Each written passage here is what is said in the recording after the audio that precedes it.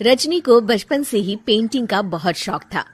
वो हमेशा से ही पेंटर बनना चाहती थी, पर उसके माँ और पिताजी ने उसको कभी भी इस चीज के लिए सपोर्ट नहीं किया और उसकी शादी नीरव से हो गई। नीरव रजनी को बहुत प्यार करता था, पर रजनी हमेशा चुपचाप ही रहती। वो इस शादी से खुश नहीं थी। वो ये शादी नहीं करना चाहती थी। उसे तो हमेशा से पेंटर जो बनना था। अपने इस सपने को वो नहीं पूरा कर पाई, इसलिए वो हमेशा उदास रहती थी। रजनी, बहुत ही बढ़िया फिल्म लगी है, कल देखने चले? नहीं जी, कल मुझे बहुत काम है, मैं नहीं जा पाऊंगी। अच्छा तो कोई बात नहीं, संडे को चलते हैं। देखिए, मुझे फिल्म देखना पसंद नहीं है। आपको जाना है तो चले जाइए। नीरव को मना करके रजनी वहां से चली जाती है और अपने बैग को खोलकर उसमें बंद पड़े ब्रश और कलर्स को देखकर रोने लगती है। रजनी, चलो ना कहीं बाहर खाने चलते हैं, कुछ तुम्हारी पसंद का। जी, मुझे नहीं जाना, मेरी तबीयत ठीक नहीं है। रजनी वहां से चली जाती है। नीरव को समझ नहीं आता कि रजनी उससे इतना दूर क्यों रहती है। वो जब भी उसके साथ वक्त बिताना चाहता है, रजनी कोई ना कोई बहाना बना देती है। एक दिन घर पर कोई नहीं था। रजनी घर का सारा काम जल्दी से खत्म कर लेती है। घर पर अकेले होने के कारण वो सोचती है कि वो आज पेंटिंग करेगी। वो अपने कमरे में जाकर पेंट ब्रशेस और कलर्स निकालकर जैसे ही कलर मिक्स कर रही होती है कि दरवाजे पर बेल बज जाती है। अब कौन आ गया इस वक्त? इतनी मुश्किल से तो मुझे पेंट करने का मौका मिला है। रजनी दरवाजा खोलती है तो उसकी सास अपनी सहेलियों के साथ खड़ी होती है और सब घर के अंदर आ जाते हैं। अरे बहू, सबको शरबत बनाकर पिला दे, बाहर तो बड़ी गर्मी है। उफ। जी। रजनी पेंट ना कर पाने से उदास हो जाती है। उसे गुस्सा भी आ रहा होता है कि उसने इस शादी के लिए हाँ क्यों कह दी। वो रसोई में जा रही होती है कि उसकी सास उसे रोकती है। बहू, सबके खाने का भी इंतजाम कर लेना, आज का लंच तो ये सब यहीं करेगी। हाँ। रजनी बिना कुछ कहे रसोई में चली जाती है। सबके लिए खाना बनाती है। सब खाना खाते हैं और रजनी घड़ी देखती है कि ये सब कब जाएंगे ताकि वो अपनी पेंटिंग कर सके। जब शाम होती है तब सब चले जाते हैं अपने घर। अरे बहू, सब तेरे खाने की तो बहुत तारीफ कर रहे थे, सबको बहुत अच्छा लगा खाना। आपको मुझे सुबह बताना चाहिए था ना कि आपकी सहेलियां आ रही है। पता भी है कितना वक्त लगा सारा खाना बनाने में। अरे बहू, तू ऐसे कैसे बात कर रही है मुझसे? तो और कैसे बात करूं?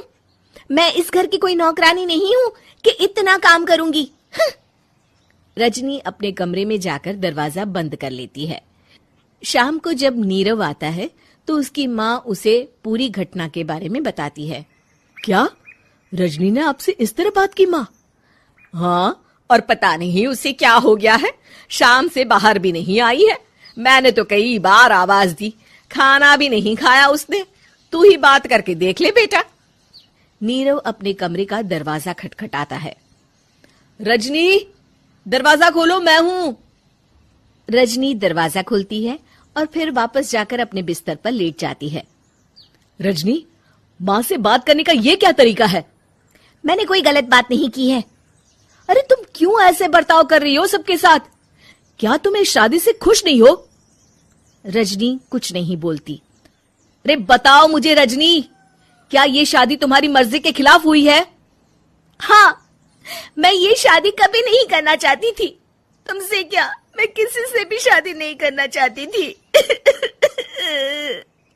रजनी रोने लगती है। चुप हो जाओ रजनी, बताओ मुझे, तुम क्यों नहीं करना चाहती थी शादी?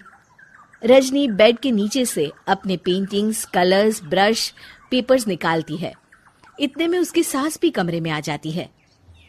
ये देख रहे हो, ये थे मेरे सपने।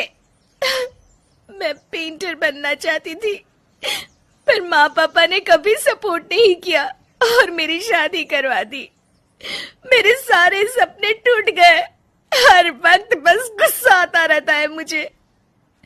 मैं जानती हूँ कि आप लोगों की इसमें कोई गलती नहीं है, पर मैं क्या करूं, मुझे समझ में नहीं आता।